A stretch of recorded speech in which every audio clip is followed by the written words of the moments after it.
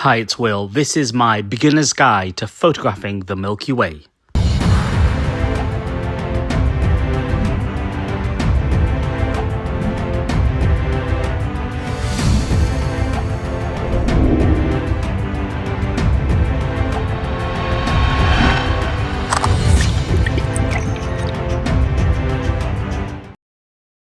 So before I go into the nitty-gritty of how to photograph the Milky Way, let's talk a little bit about what it actually is. This is a huge structure. It's the name of our galaxy, containing around 400 billion stars. Our sun is one of those stars. In terms of size, it's about 100,000 light years across. Now, a light year is the distance light travels in 1 year. That works out at around 5.88 trillion miles. Times that by 100,000. That is the diameter of our Milky Way. It is massive. The Milky Way is a spiral galaxy with multiple arms that come out from the center, and we live within the edge of the Orion arm. It takes us around 250 million years for one orbit around the galactic center. This is a pretty cool diagram of the Milky Way. You can see towards the center, there's a big bulge.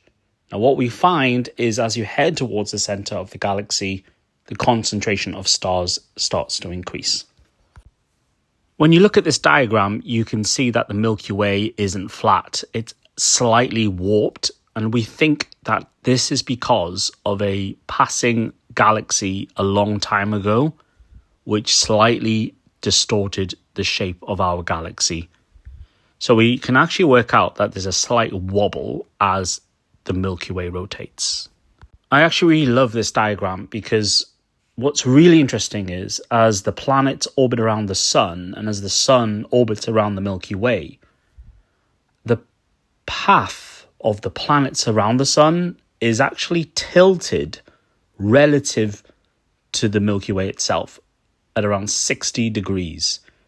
So what this actually means is the southern hemisphere of Earth and the northern hemisphere are actually pointing at different parts of the Milky Way. Observers from the southern hemisphere actually see, for the most part, different stars to observers in the northern hemisphere. Different times of the year, we see different stars. This is because as the Earth orbits around the sun, the night side of Earth points at a different part of the universe. Now, this is very relevant when it comes to photographing and seeing the Milky Way. As I'll go into it later, the most exciting part of the Milky Way is the galactic center, and that is situated around the constellation Sagittarius. So if you look at this diagram here, May-September time is when Sagittarius is in the night sky. So we've established that we live in the Milky Way, which means all the stars you see in the night sky are within it. But no doubt the prettiest part of the Milky Way, the bit that you want to photograph, is the galactic center. So we're going to be talking about the different times of the year, the different positions, and obviously how to actually capture it. So before we get into that, I do want to share with you, if you're not aware already, I am so excited because this October I have privately chartered a cruise ship. Check it out. Hi, my name is Will. I'm an Aurora Chaser. I've seen the Northern Lights over 350 times, and I am so excited to share with you that I have privately chartered a cruise ship, Ambition with Ambassador Cruise Lines.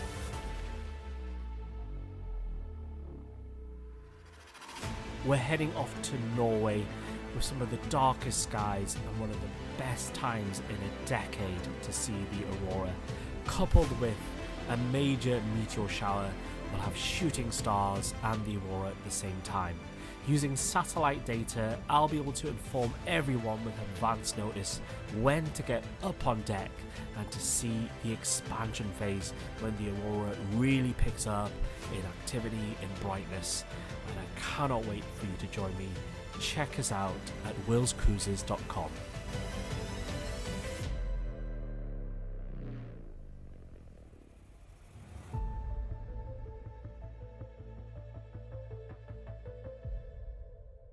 So it would be great to see you on board, and it does coincide with the Milky Way being up in the sky and also potentially a comet as well. So it's unbelievable. Please do check it out. Cameras have loads of different settings these days, but what I would like you to do is to turn your camera to manual mode. Manual mode is where you have full control of the settings. Now, the reality of it is cameras, most of the time, aren't quite sure what you're trying to photograph. So with manual mode, you are the brains behind the camera. A tripod is an absolute must. Shooting in RAW as well is very important. Basically, there are different types of image files. I'm sure you've heard of JPEG. This is the most common type. It's basically a compressed file. RAW takes in all of the data. And this is particularly important when it comes to editing your photographs. You'll also find an option for white balance. Now, white balance most of the time is in auto. So you can try auto white balance on your camera. Also, if you'd like to manually adjust it, I find that with the Milky Way, anything between 3200 Kelvin to 4000 kind of works. But if you're photographing in RAW, you can post-edit this. Scouting your location during the day. When you are out photographing at night, it is challenging sometimes to see clearly where the hazards are. Yes, you might have a powerful torch, but going during the day really helps. I have made so many mistakes in the past. Well, go off somewhere and I'll think, yeah, I know it really well. I'll just head off at night. But if you do have the time, I highly encourage you to do the scouting during the day. Make sure you know where everything is and that you'll be safe. There are some really handy apps like Stellarium and PhotoPills, where based on your location, you can project where the Milky Way would be in the sky, and that will help you plan for your trip when you return at night. The Sycamore Gap tree used to be one of the places where I would capture lots of amazing things. Now, I had a group going with me this particular workshop, so I thought, you know what, I'm just going to head up in daylight just to make sure everything's safe. This is what I came across. So yes, we had to be very careful that particular evening. And here it is, my photograph of the Milky Way above Sycamore Gap. Okay, so when it comes to photography, do you know the word photography means the study of light?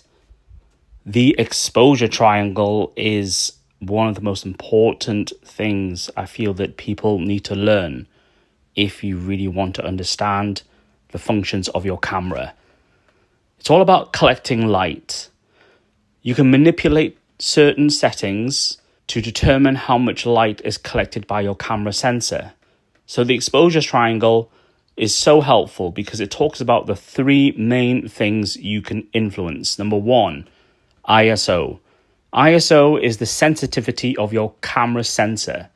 Shutter speed is how long the sensor is exposed to light. It's kind of like the The faster that is, the less light it collects. The longer the shutter speed, the more light it collects.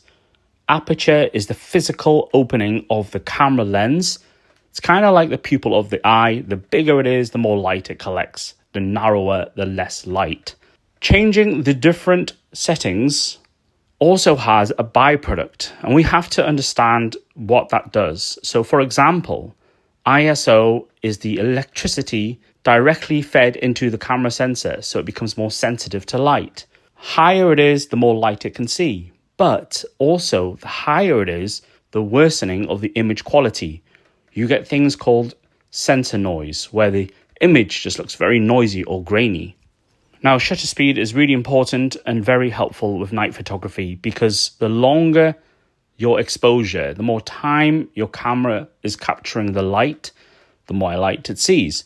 However, there is a limit to this. With longer exposure times, you actually capture movement. So let's say during the day you're photographing someone, if your shutter speed is too long, you actually see them sort of moving or a bit of motion.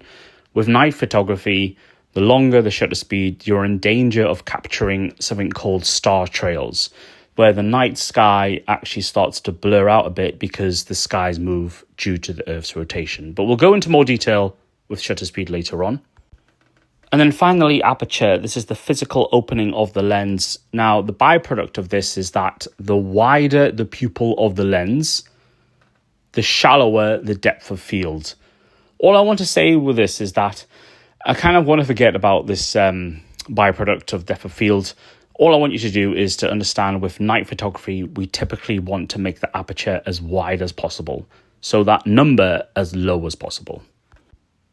Okay, so with astrophotography, you can really start to invest crazy money in buying the best equipment. But with types of lenses that we use, typically we want what we call fast lenses. Lenses which have a very wide aperture. Now, usually with these types of lenses, they're what we call prime lenses, fixed focal length. So if you're ever wondering the aperture where you got the F, the lower that number, the wider the lens can be and therefore collecting more light. So actually with astro lenses, we try to get the fastest, widest lenses possible. But if you don't have this equipment, don't worry, you can get started. I was taking photographs of the Milky Way with what we call a basic kit lens. So you can certainly take amazing photographs without spending big. An intervalometer or shutter release. This is really helpful, especially if you want to do time lapses. Now imagine if you're photographing the night sky and you're wanting to take loads of photos, most of the time you're having to stand by the camera and you have to keep pressing the button every few seconds, right? But if you have an intervalometer, this does it all for you. So if your camera doesn't already have one inbuilt, or you don't have an app that can enable you to do this, buying this little remote, which can typically be about 10 to 15 pounds, you attach it to your camera and you dial in how many photographs you want the camera to take. This honestly is so helpful because I feel that when you're photographing the night sky, you also want to enjoy it yourself. So I typically will set up my camera. I'll then simply dial in how many photographs I want my camera to take, sit back, enjoy the night sky, and let the camera do the work. Okay, no matter whether you're photographing the Aurora, the Milky Way, shooting stars, these first 5 steps is always exactly the same. Once you're happy with the composition of how you're going to capture your photo, set up your tripod. Put your camera on the tripod, turn off image stabilization or vibrancy control. On your camera lens and in certain cameras, there is a function called image stabilization. And it basically helps compensate for any handshake when you're holding the camera. But when you put it on a tripod, the camera doesn't know it's on a tripod. There's a little motor inside, and basically switching it off enables sharper images. However, if it is slightly windy and there's a bit of a wobble when your camera is on the tripod anyway, then keep the image stabilization vibrancy control on. Switch your camera lens to manual focus. Now, this isn't the manual mode I mentioned earlier on. This is manual focus, and this is the most critical point in photographing sharp images of the night sky. Because on your camera lens will be a little ring. Now, it's not the zoom ring where you're turning the wheel, the image gets more zoomed in or zoomed out. There is a focus ring, and it's typically towards the edge of the lens itself at the top. But what happens is you put your camera onto live view so you can actually see what the camera sees in real time. And then as you're turning that focusing ring, you will see the image get blurrier or sharper.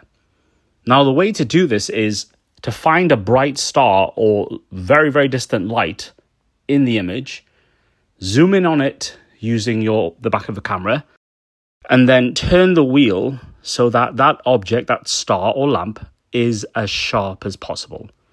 That then means your camera is ready and it's sharp to photograph the night sky. Okay, so once your camera is nice and focused, then the exposure settings. Number 1, ISO. Typically, you want to be heading towards a 3200. Now, this is actually quite high as an example. Every camera is different. You could try 1000 or 1600, but 3200 I think is a good starting point. Your aperture. Remember, this is the physical opening of the pupil of the camera lens, and you want to make it as wide as possible. So that number tends to be the lowest it possibly can. Maybe an f2.8, maybe an f1.4. Shutter speed. The exposure time you want to aim for is around 10 seconds, but this does depend on what camera lens you're using. We'll go into more detail later on. And then white balance, you can go with auto white balance because you're shooting in RAW, or you can go for 3200. Okay, so this is an exclusive rule for astrophotography. And actually there's different rules, but I go for the 301. It used to be known as the 501, but there are other ones as well. However, for simplicity, I'm going to share with you the 300 rule. And this is all to do with the fact that the Earth rotates. And if you photograph the night sky, and if your shutter speed is too long, as in the time you're capturing the night sky is too long, then you start to get these effects called star trails, where the stars are not sharp, they look like little tiny worms. So the rule is 300 divided by the focal length of your lens. If you're using a 50mm lens, for example, to capture the Milky Way, then you would do 300 divided by 50.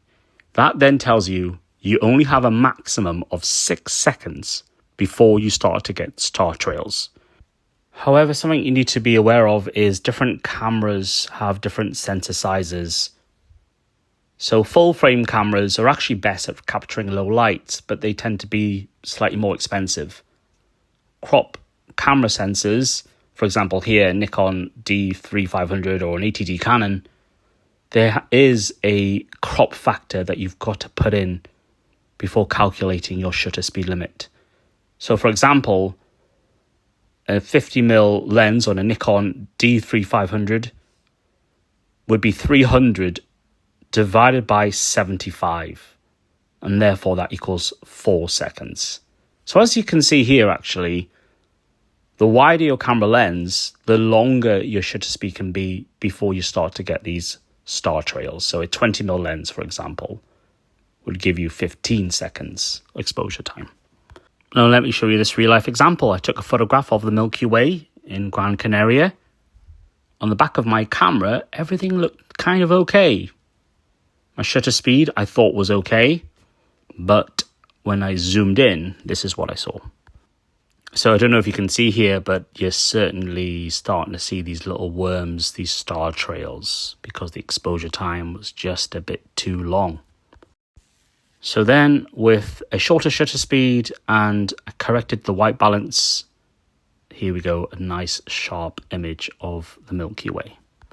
But it is a real shame to not be able to take longer images with your camera, right? So here we go, tracking mounts. Tracking mounts are really helpful. They compensate for the Earth's rotation.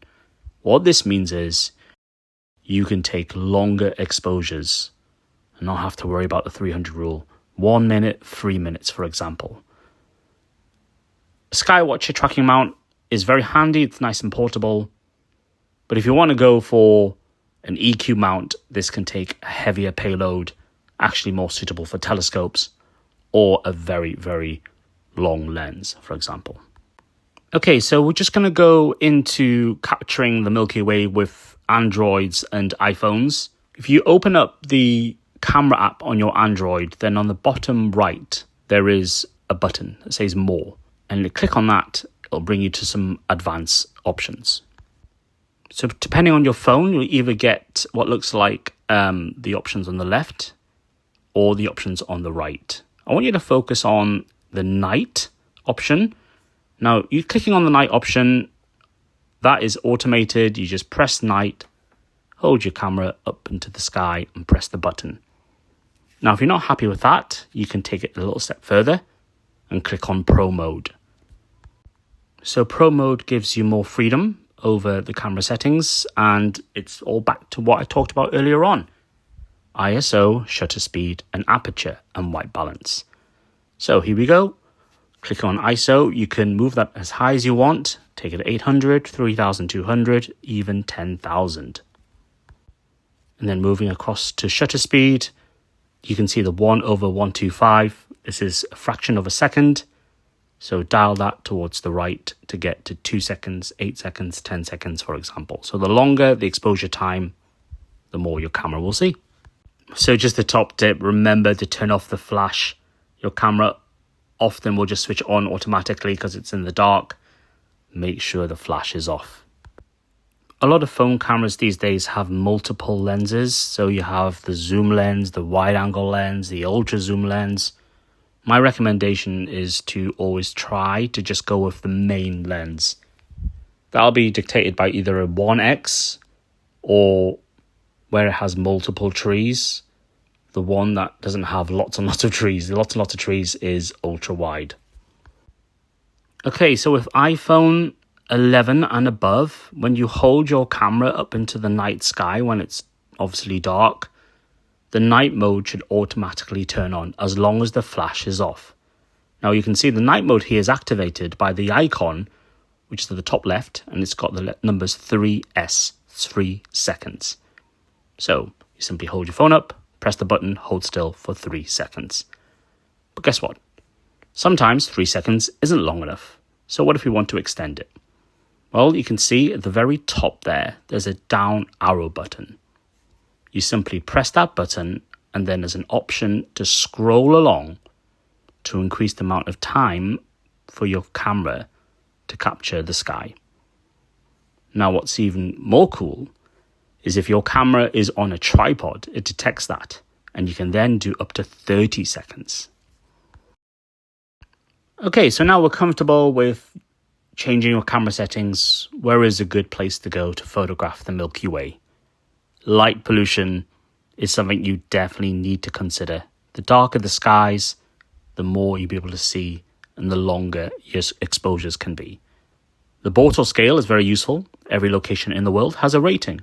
1 is very good conditions, 9 is in the major cities. Using lightpollutionmap.info, I find it really helpful because you can really zoom in and work out the best places to travel to. Now, when it comes to the Milky Way, as I will explain later on, the direction of it changes over the night and over the course of the year. It's not necessarily important for you to think, I just want to go to somewhere dark. What you need to think about is, where is the direction of the Milky Way? For example, this is northeast England. You can see on the right-hand side, lots of light pollution.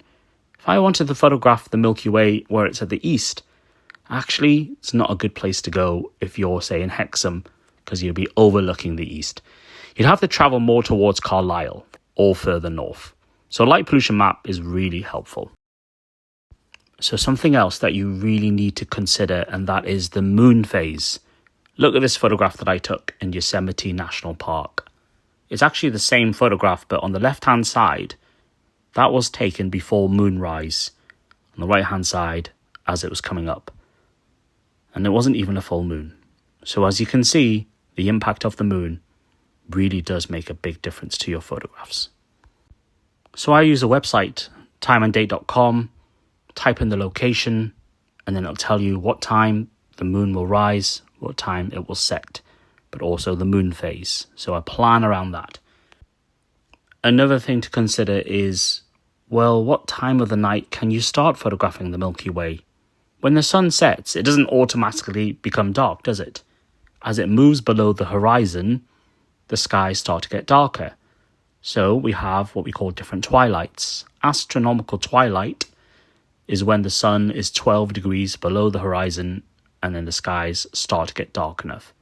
The best time to photograph the Milky Way is at the end of astronomical twilight, when it's starting to get dark and into darkness, of course.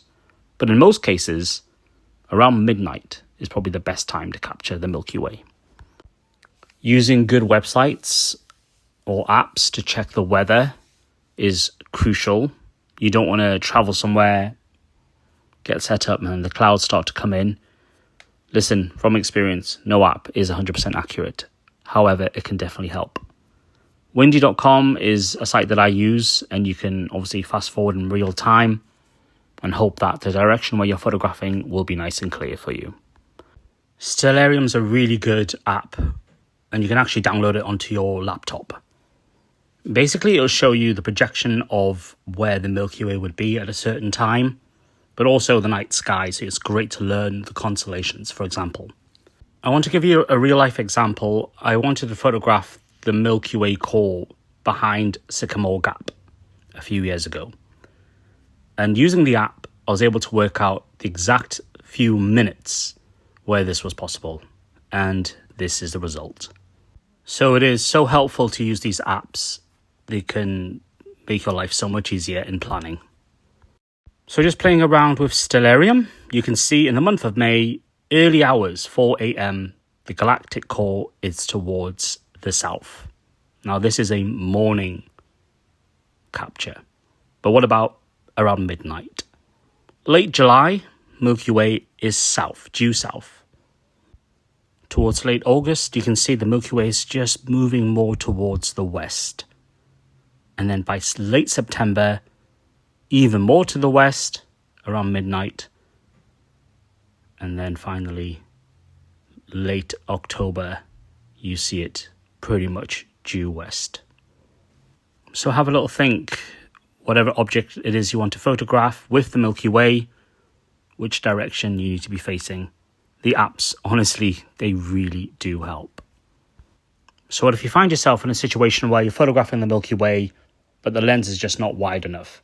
Well, you can start to do something called panoramic shots, where you take multiple images and then using software, you can stitch the image together. So this is a 2-shot panoramic. This is a 5-shot panoramic. Using a wide-angle lens, instead of having a landscape orientation, I put it to portrait. I took 5 shots and stitched them together using simple software. And then finally, this gives you a good idea of the limitations of using a static tripod. This was a image of the Milky Way in America, the galactic core, and it was at most 15 seconds, non-tracked. But putting the camera on a tracking mount for over a minute, you can see the details are just staggering. Now what you can do is take multiple long exposure images and then use a process called stacking, and then you end up with hours of exposure time. So literally, the sky is the limit. Listen, I hope you've enjoyed the talk. It's a nice little guide to getting started. I look forward to sharing with you lots more tips on my channel, so please like and subscribe. Take care of yourselves, and I'll see you soon.